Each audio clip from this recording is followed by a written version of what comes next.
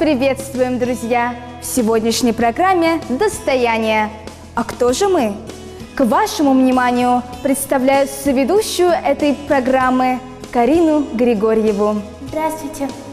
Сегодня мы познакомимся с безупречной, грандиозной, веселой и жгучей женщиной, с учителем истории и обществознания Любовью Викторовной Тихоновой. Здравствуйте. Здравствуйте. Любовь Викторовна, мечтали ли вы в детстве стать учителем? С раннего детства, видя, как бабушка моя корпит над тетрадками, я поняла, почем он учительский хлеб. И с раннего детства я мечтала стать учителем. Других вариантов для меня никогда не было. Только учителем, только к деткам. Вот и вся моя любовь. А почему именно история? Сначала я закончила Канашское педагогическое училище и планировала работать в начальных классах. Но постепенно поняла, что меня больше привлекает работа со старшеклассниками. И других вариантов у меня не было, только история. Если со старшеклассниками, это история. Поэтому, наверное, не я стала историком, эта история нашла меня. Да, это точно. А вы помните свой первый урок и первых учеников? Конечно, помню. Свою педагогическую деятельность я начала в 1993 году в 9 школе. Совсем юной, 19-летней девочкой. Пришла я в 9 школу работать в 4 класс. Дети были уже взрослые, поэтому очень много трудностей ждало меня юную, неопытную. Но коллеги поддержали меня, более опытные коллеги. Конечно, было трудно. И на первом уроке было трудно.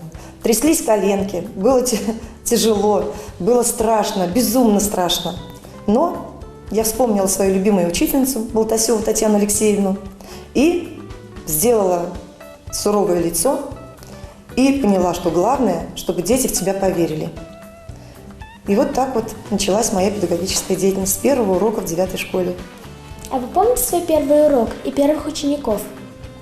Одним из первых моих учеников, например, был Ванин Сергей. Сейчас он работает оператором в ДК города Канаша. Вот я его очень хорошо помню. Очень интересный был мальчик. Сережа, он был немного необычным ребенком. Он был шустрый, веселый, все время шутил. С ним было непросто. Поэтому, наверное, и запомнился. Как проходит ваш рабочий день? Мой рабочий день начинается с утра и продолжается целый день, до позднего вечера. Порой я целый день нахожусь в школе. Кроме уроков, я еще занимаюсь активной общественной работой, поэтому меня всегда окружают дети, мне это нравится. Я все время варюсь в детских голосах, в детских проблемах, в детских каких-то уроках, и поэтому день мой может не закончиться никогда рабочий. Я этому только рада. Мой рабочий день очень часто продолжается до ночи, до 8, до 9 часов может продолжаться. Когда начинается муниципальный этап олимпиад, мы с ребятами занимаемся допоздна. Ребята, старшеклассники, могут заниматься вечером, потому что после уроков у них, как правило, репетиторы, у них какая-то своя жизнь, приходят вечером, и мы начинаем заниматься. Занимаемся долго, стараемся, поэтому и результаты есть. Например, вчера мы со старшеклассницами готовились к городскому конкурсу «Осенний бал», репетировали танцы, ставили музыку. И сейчас, в данный момент, мы занимаемся вот этим, пока не начались олимпиады. Говорят, что с детьми работать непросто. Так ли это? Мне совсем не трудно работать с детьми. Дети – это вся моя жизнь, это вообще вся моя жизнь и деятельность состоит из работы с детьми. Я люблю детей, дети любят меня.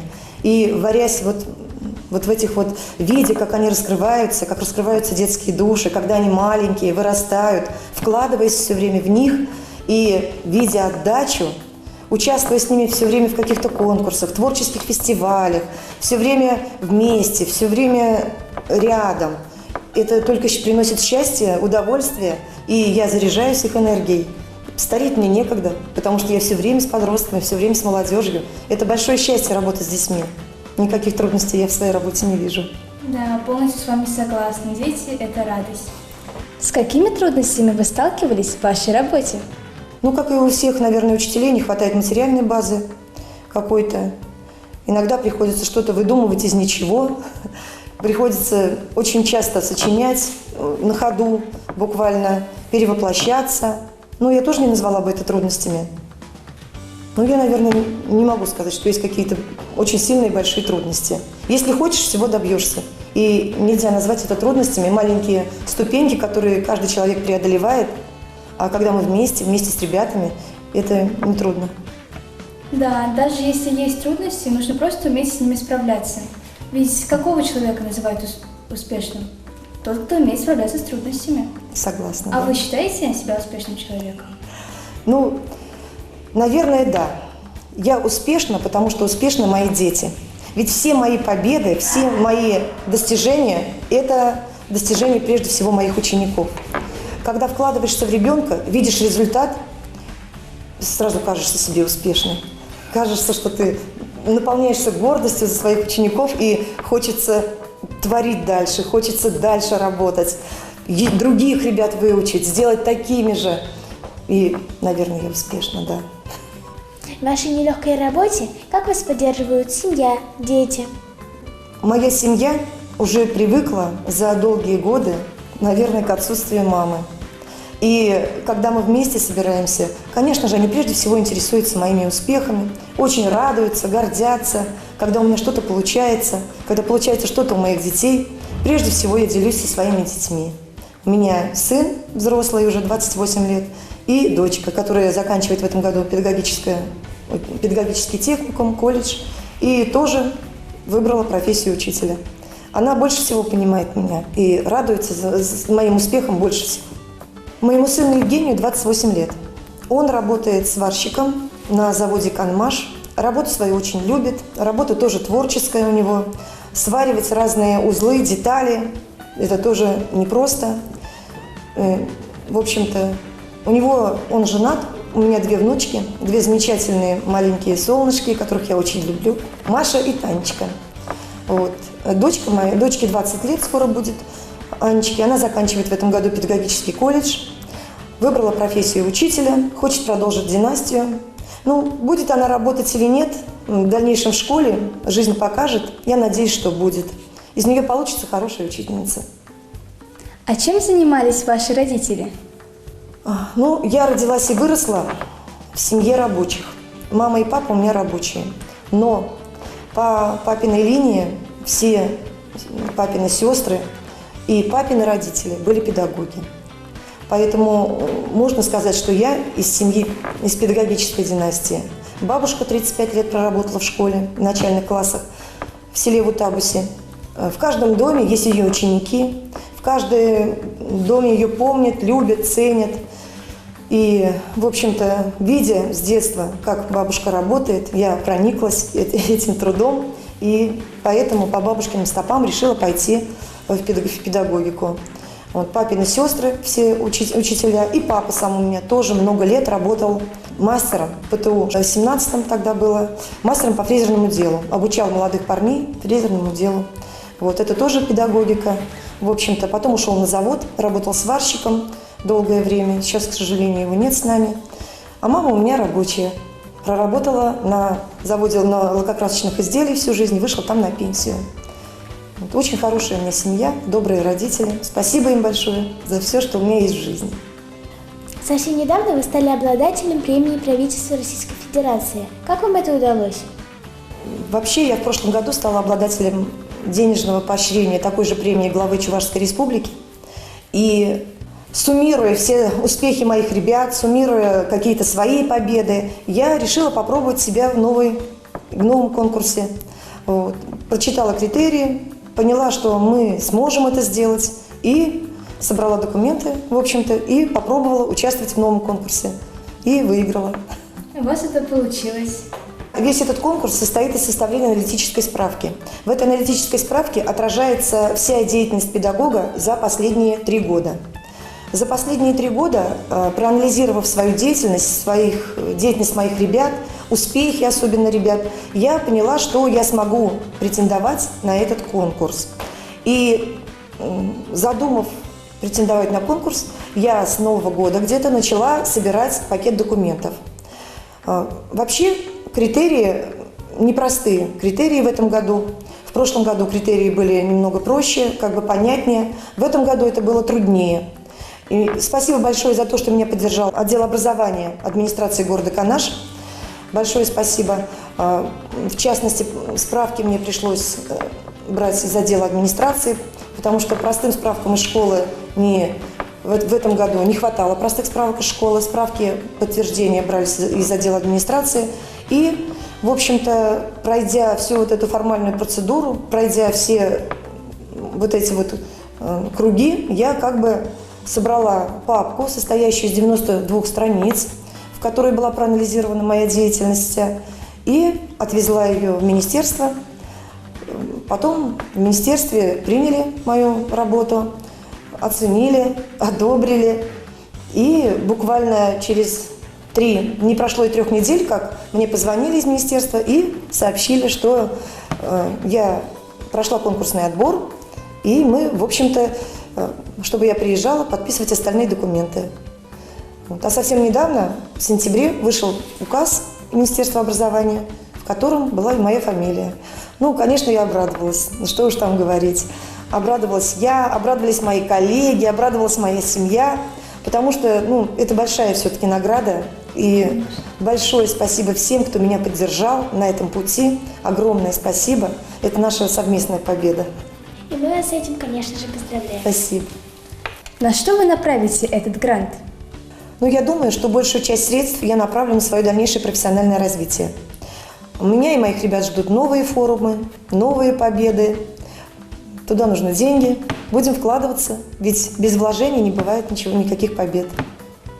Вы регулярно с учениками участвуете в различных конкурсах и олимпиадах. Какие самые яркие моменты вам запомнились?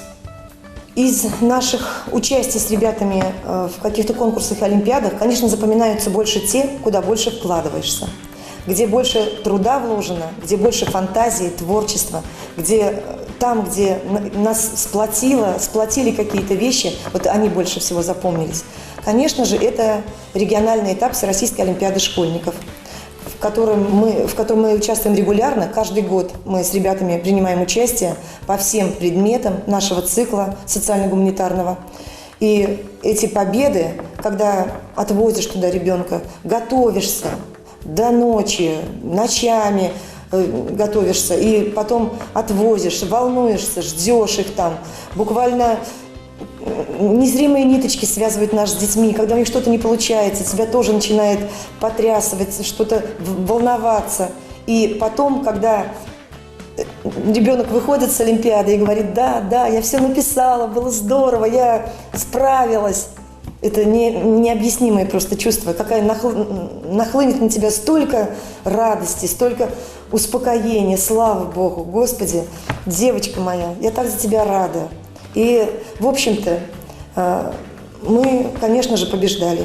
3 года подряд Шурекова Ксения, ученица моя, она приносила победу школе, победу городу приносила.